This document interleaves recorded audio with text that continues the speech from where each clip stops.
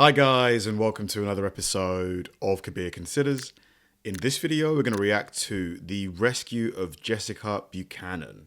So this has come up on my sort of reaction list for a while, and it rings a bell. I believe so she was kidnapped. I'm not sure where, but obviously she was rescued. It must have been terrifying for her. Like, I imagine she's probably a fairly normal person, lives a normal life, and then to be kidnapped and held for ransom, I would be absolutely terrified. We begin with the rescue of Jessica Buchanan. It is the story of a secret mission by SEAL Team 6 that few people had heard about until we first reported the story last year. On a January night in 2012, members of SEAL Team 6 jumped from a plane into the skies of Somalia. Jessica Buchanan was being held hostage, and the SEALs were descending just in time. Buchanan was a humanitarian aid worker who had come to help children in one of the most dangerous places on earth. Hers was an ordeal that ended in a flash of violence, but had begun 93 days earlier when her car was stopped by bandits in a place she calls hell. We stopped very abruptly, like so abruptly that I felt like everybody just fall forward. And then I start hearing all of this pounding on the windows and the windshield and all this shouting in Somali. And there's a man standing there screaming, and he has an AK-47 and he's shouting and he's pointing it at us. And then he climbs into the car next to me and he points an AK in my face. And they're hyped up like they're on speed. And all of a sudden we just take off. The driver just takes off and we just start slamming all over the place down these camel tracks. What did you think they were going to do? I figured they were going to rape me and then kill me. Jessica Buchanan was facing the end at the end of the earth. Somalia, on the farthest tip of Africa, is war-torn and lawless. Militias battle over an unforgiving land, as we saw while covering a famine there in 2011. It was the same year that Buchanan was with a Danish charity teaching children how to avoid landmines. On October 25th, her car was hijacked. Okay, this is it. Like, I'm bracing myself to be shot in the back of the head. And I think that there's mercy in the fact that maybe they're not going to rape me first. God.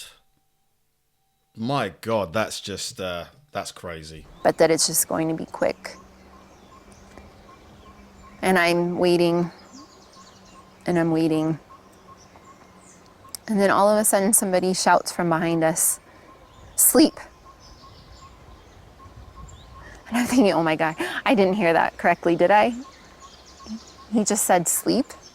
She collapsed, slept through the night, and the next morning was met by the man who led the bandits. And we ask him, "Are you going to kill us? Is that why we're here?" He says, no. Money. We just want money. How much were they asking for? They started out at $45 million. They thought you were pretty valuable. I guess so. 45 million. I mean, geez. I mean, I don't know if that's realistic or not, but it sounds like a lot. The bandits used her cell phone to call her husband, Eric Landemam. The two had married on an African beach 2 years before. But his number and the numbers of Buchanan's family had all been disconnected. It was part of the charity's emergency plan. The one number that worked was her Nairobi office with a hostage negotiator standing by. And so began months of talks. Where did they keep you? Day in, day out? Under trees. Outside. You were outdoors for 93 days? Mm-hmm. Yep. And in the night, they forced us to sleep out in the open. You and Paul came up with nicknames for a lot of the people who were keeping you. That's one of the ways you kept yourself occupied. We did. The 10-year-old boy? Crack baby. Because he was cracked out all the time.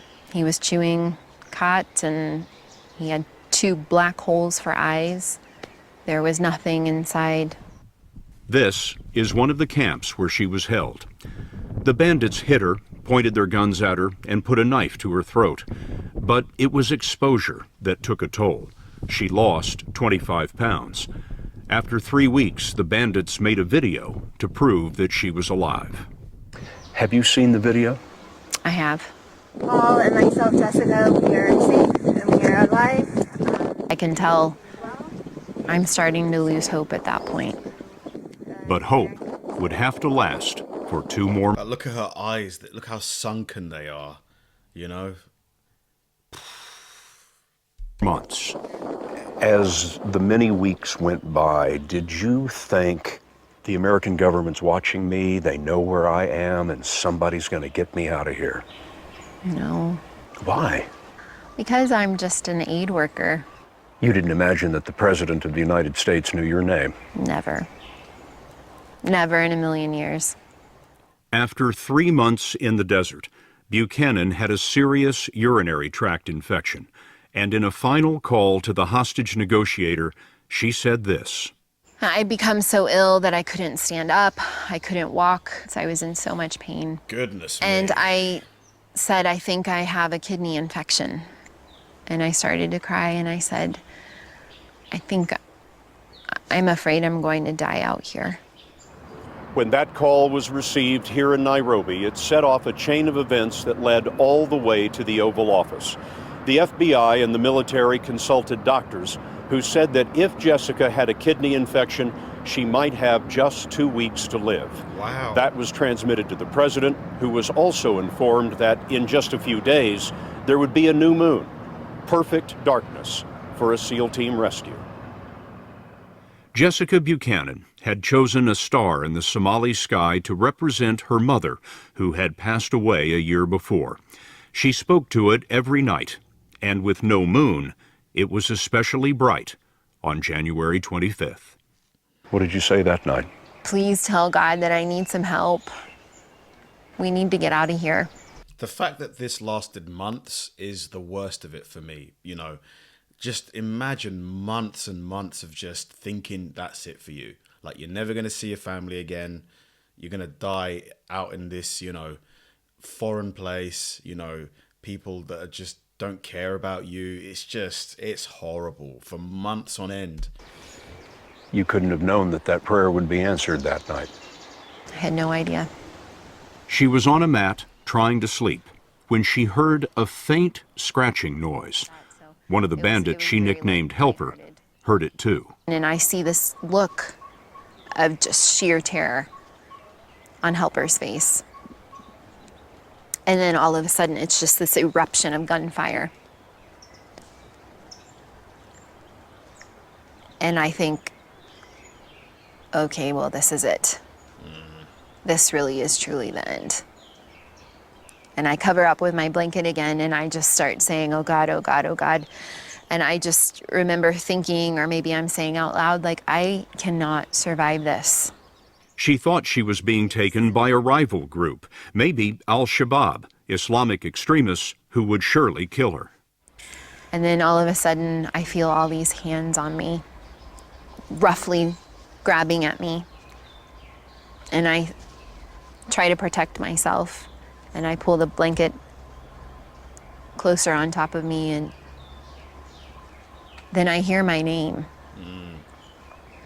But it's not a Somali accent, it's an American accent. At that point, you're just thinking, thank God. Thank you. And I can't compute, like, I can't understand that somebody with an American accent knows my name. And they say, Jessica, we're with the American military. We're here to take you home, and you're safe. Man. Relief. And I pull the blanket down from my face, and all I see is black. Black masks, black sky, and all I can say over and over is, you're American. You're American. I don't understand. You're Americans. Thinking, how did you get here? And I'm still alive. And they ask me where my shoes are, and I don't know. And one of them picks me up, and starts running. He runs for several minutes and puts me down on the ground. And then they identify themselves and that they knew I was very sick. And they have medicine, and they have water, they have food, and they've come to take me home. Man, has this been made into a movie? I feel like this could be made into a movie. It's just an insane story. At one point, I think they thought they heard something, or I don't know. This group of men who's risked their life for me already asks me to lie down on the ground because they're concerned that there might be someone out there, and then they make a circle around me, and then they lie down on top of me to protect me. And we lay like that until the helicopters come in. When all of those SEALs laid down on top of you, you were the most important thing in the world to them. It's really hard to comprehend. They were going to take a bullet for you. Mm-hmm. Man, the mentality of like Navy SEALs and other special forces, not even just special forces, but just soldiers in general, like willing to die, you know, for what they're fighting for. It's just a different mentality, isn't it? You know, built different. And they're so kind, and they're so gentle, and they are trying to assist me to get to the helicopter. But I think I've been out here for months. I can run to this helicopter myself, and so I just break away and I just take off running through the scrub, through the bush, and I throw myself onto that helicopter and push myself up against the wall. And I don't start breathing until we actually lift up off the ground. And they hand me an American flag that's folded. What did you think of that? I just started to cry. Yeah. At that point in time, I have never in my life been so proud and so very happy to be an American. The SEALs left on other helicopters. She didn't see their faces, didn't hear their names. Wow. They appeared, and they were gone. I would want to know who they were. I just would want to know, just so I could thank them, you know? The only thing left in the camp were 9 dead bandits. Wow. Man, that gave me chills. It really, really did. Really did. Like, just the fact that she was out there for so long. I didn't know how long she was out there for. You know, if it was a matter of a few weeks or, you know, maybe a month. I mean, even a month is a long time. But to be out there for several months, you know, just thinking, you know, I don't know if I'm going to make it to tomorrow. Like, you know, I don't know. Like, even hour by hour. Like, you just don't know. Like she said, a rival gang, you could have come, you know, maybe they could have got involved in some kind of conflict.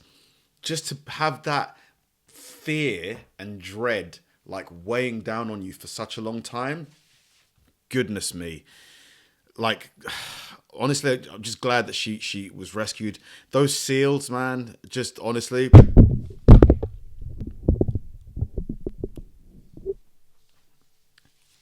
Those SEALs, honestly, thanks for watching, guys, and I'll see you in the next one.